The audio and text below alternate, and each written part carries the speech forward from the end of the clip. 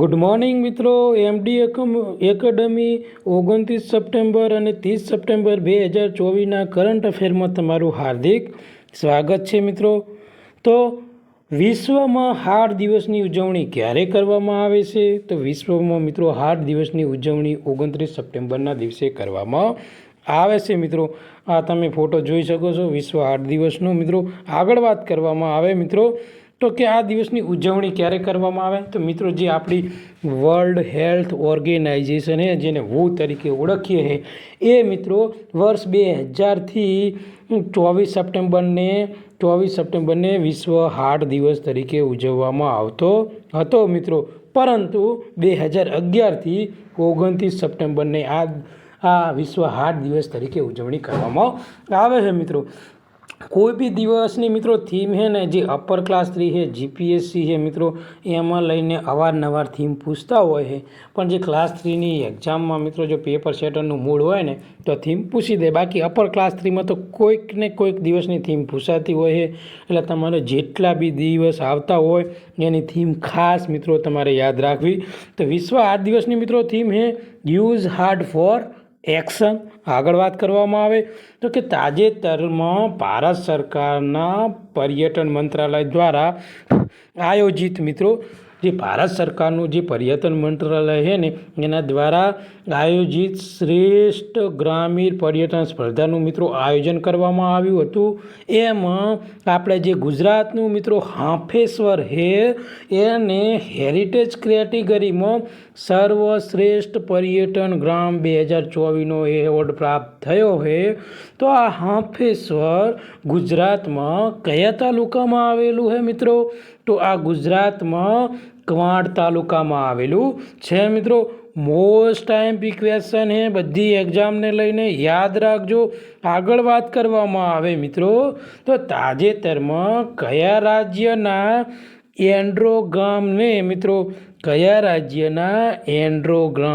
2024નો સર્વશ્રેષ્ઠ પર્યટન ગામ તરીકે પસંદ કરવામાં આવ્યું છે મિત્રો? તો મિત્રો આ ગામ રહ્યું ને એ નાગાલેન્ડમાં આવેલું છે મિત્રો. આપણું જે ગુજરાતનું હાંફેશ્વર છે મિત્રો એને હેરિટેજ કેટેગરીમાં સર્વશ્રેષ્ઠ ગ્રામનો એવોર્ડ પ્રાપ્ત થયો છે મિત્રો. અને આને સર્વશ્રેષ્ઠ પર્યટન ગ્રામ રહ્યું એ મિત્રો જે નાગાલેન્ડનું એન્ડ્રો ગામ છે એને મળ્યો છે મિત્રો. તો યાદ રાખજો, આ બી આઈએમપી ક્વેશ્ચન છે મિત્રો, મોસ્ટ આઈએમપી છે. આગળ વાત કરવામાં આવે તો નાગાલેન્ડને કયા કયા રાજ્યોની સરહદ અડે છે? તો મિત્રો નાગાલેન્ડને આસામ, મણિપુર અને અરુણાચલ પ્રદેશની સરહદ અડે છે. આ ઉપરાંત મ્યાનમારની મિત્રો સરહદ અડે છે મિત્રો. તમારે કોમેન્ટમાં જવાબ આપવાનો છે કે નાગાલેન્ડ મ્યાનમાર સાથે કેટલી આંતરરાષ્ટ્રીય સરહદ ધરાવે છે મિત્રો. આગળ વાત કરવામાં આવે તો કે નાગાલેન્ડ વિશે, તો નાગાલેન્ડના મિત્રો જે રાજધાની છે મિત્રો કોહિમા છે મિત્રો, અને એના સીએમ છે નેફિયો રિયો, અને અહીંયા અંગ્રેજી ભાષા બોલાય છે મિત્રો. અને ટોટલ 12 જિલ્લા છે નાગાલેન્ડમાં મિત્રો. અને નાગાલેન્ડની સ્થાપના મિત્રો 1 ડિસેમ્બર 1963ના રોજ થઈ હતી. અને એના ગવર્નર છે શ્રી લા ગણેશન મિત્રો. યાદ રાખજો, આઈએમપી છે મિત્રો. આગળ વાત કરવામાં આવે તો કે તાજેતરમાં સીએમ ભૂપેન્દ્ર પટેલ દ્વારા બનાસકાંઠાના દિશામાં કેટલામાં ગરીબ કલ્યાણ મેળાનો શુભારંભ કર્યો મિત્રો? તો યાદ રાખજો, 14માં મિત્રો, 14માં ગરીબ કલ્યાણ મેળાનો શુભારંભ કર્યો છે. અને મિત્રો તમારે કોમેન્ટમાં જવાબ આપવાનો છે કે આ ગરીબ કલ્યાણ મેળાની શરૂઆત કયા મુખ્યમંત્રી દ્વારા કરવામાં આવી હતી મિત્રો? ઓકે, આગળ વાત કરવામાં આવે તો કે તાજેતરમાં ભારત અને કયા દેશ વચ્ચે દ્વિપક્ષીય રોકાણ સંધિ પર હસ્તાક્ષર થયા છે મિત્રો? તો યાદ રાખજો, એમાં જવાબ આવશે સી, ઉઝબેકિસ્તાન મિત્રો. અને ઉઝબેકિસ્તાનની રાજધાની છે તાશ્કંદ.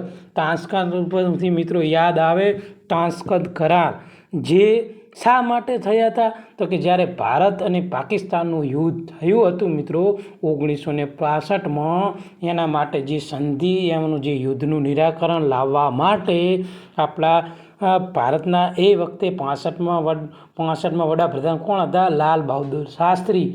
એમને આ જે ઉઝબેકિસ્તાનની રાજધાની હે મિત્રો તાશ્કંદમાં, ત્યારે ભારત અને પાકિસ્તાનના જે વડાપ્રધાન હતા એ બે વચ્ચે આ યુદ્ધનું નિરાકરણ લાવવા માટે 1965માં તાશ્કંદ કરાર થયા હતા મિત્રો. યાદ રાખજો, કેટલી એક્ઝામમાં આ ક્વેશ્ચન પૂછાઈ ગયો છે.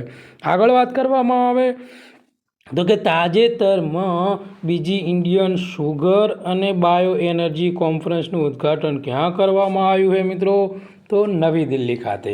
મિત્રો નવી દિલ્હી એટલે ભારતની રાજધાની, યુનિયન ટેરેટરી, બરાબર યાદ રાખજો. આગળ વાત કરવામાં આવે તો હાલમાં જે દિલ્હીના સીએમ એટલે આપણા અરવિંદ કેજરીવાલ મિત્રો, એમને રાજીનામું આપી અને એની જગ્યાએ અત્યારે હાલ મહિલા રાજ્યપાલ આવ્યા છે આતિશે મલ્લાની, જે દિલ્હીના ત્રીજા મહિલા તરીકે ત્રીજા વડાપ્રધાન છે મિત્રો. આગળ વાત કરવામાં આવે તો કે તાજેતરમાં અગ્નિશામકોને આરક્ષણ આપનારી પ્રથમ ખાનગી કંપની કઈ છે મિત્રો? IMP ખાનગી કંપની એવી છે જે અગ્નિશામકોને મિત્રો આરક્ષણ આપે છે, તો એ બ્રહ્મોસ કંપની છે મિત્રો, જે અત્યારે હાલ પ્રથમ એવી ખાનગી કંપની છે જે અગ્નિશામકો હોય એમને આરક્ષણ આપે છે મિત્રો. આગળ વાત કરવામાં આવે તો કે તાજેતરમાં દલાઈ લામાના નામ પર 20,972 ફૂટ ઉપર ઊંચાઈએ આવેલું શિખરનું નામ રાખવામાં આવ્યું છે મિત્રો. તો આ શિખર ક્યાં આવેલું છે? તો મિત્રો અરુણાચલ પ્રદેશમાં આવેલું છે મિત્રો. એટલે કે મિત્રો જે દલાઈ નામના નામ ઉપરથી 20,942 ફૂટ ઊંચે આવેલું શિખર છે, એ શિખરનું નામ દલાઈ લામા રાખવામાં આવ્યું છે. આ શિખર મિત્રો અરુણાચલ પ્રદેશમાં આવેલું છે. અરુણાચલ પ્રદેશની વાત કરવામાં આવે તો અરુણાચલ પ્રદેશની રાજધાની છે મિત્રો ઈટાનગર, અને એમાં 28 જિલ્લાઓ છે મિત્રો. મુખ્ય પ્રધાન છે પ્રેમા ખાંડુ, જ્યાં બીજેપીની સરકાર છે. આ ઉપરાંત વિધાનસભાની બેઠક છે મિત્રો 60, અને એના ગવર્નર છે કૈવલ્ય ત્રિવિક્રમ પારનાઈક. આગળ વાત કરવામાં આવે તો કે તાજેતરમાં international day four international access two information ક્યારે ઉજવવામાં આવે છે? તો મિત્રો યાદ રાખજો 28 સપ્ટેમ્બરના દિવસે. આગળ વાત કરવામાં આવે તો કે તાજેતરમાં 7મા રાષ્ટ્રીય પોષણ માસનું ટોચનું પ્રદર્શન કરનારું રાજ્ય કયું છે મિત્રો? તો ત્યાં જવાબ આવશે મહારાષ્ટ્રે 7મું જે રાષ્ટ્રીય પોષણ માસ હતું એમાં પ્રથમ નંબરે સારામાં સારું પ્રદર્શન કર્યું છે મિત્રો. આગળ વાત કરવામાં આવે મહારાષ્ટ્રની રાજધાની છે મિત્રો મુંબઈ, એના મુખ્ય પ્રધાન છે એકનાથ શિંદે.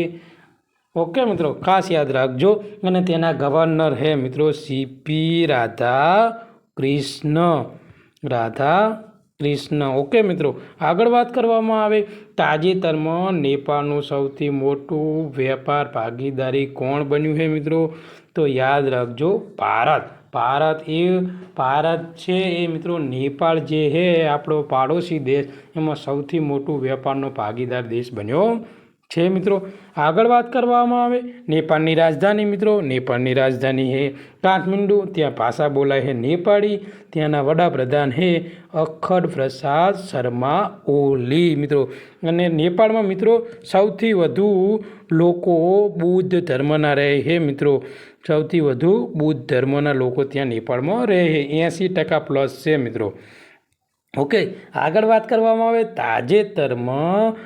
તાજેતરમાં મિત્રો શિગેરુ ઇશિબા કયા દેશના નવા વડાપ્રધાન છે મિત્રો? તો જાપાનના મિત્રો એ નવા વડાપ્રધાન બન્યા છે મિત્રો.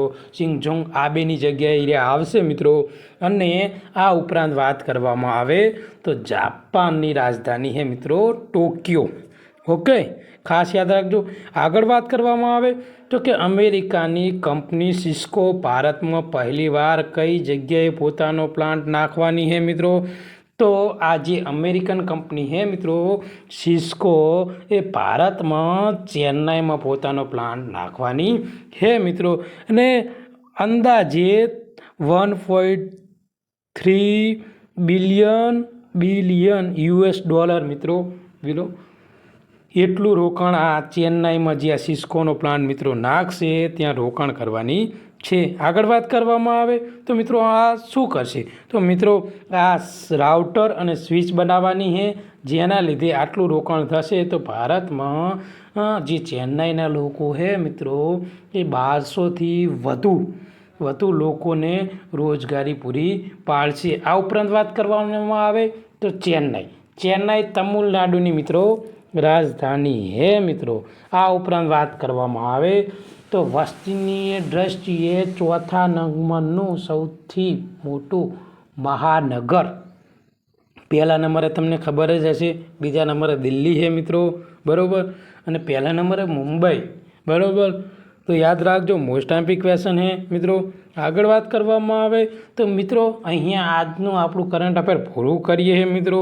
જો આ વિડીયો તમને ગમ્યો હોય મિત્રો તો લાઈક કરો, સબસ્ક્રાઈબ કરો અને તમારા બીજા મિત્રો સુધી પહોંચાડો, જેથી કરીને આ જે કરંટ અફેર છે મિત્રો એનો લાભ તમારા મિત્રો લઈ શકે. અને આની PDF જોતી હોય મિત્રો તો મારા ટેલિગ્રામ ચેનલમાંથી તમને મળી જશે, જેની લિંક મેં ડિસ્ક્રિપ્શનમાં આપી છે મિત્રો. બાકી કાલે મળીએ નવા લેક્ચર સાથે મિત્રો. ત્યાં સુધી તમારો દિવસ શુભ રહે. Thank you.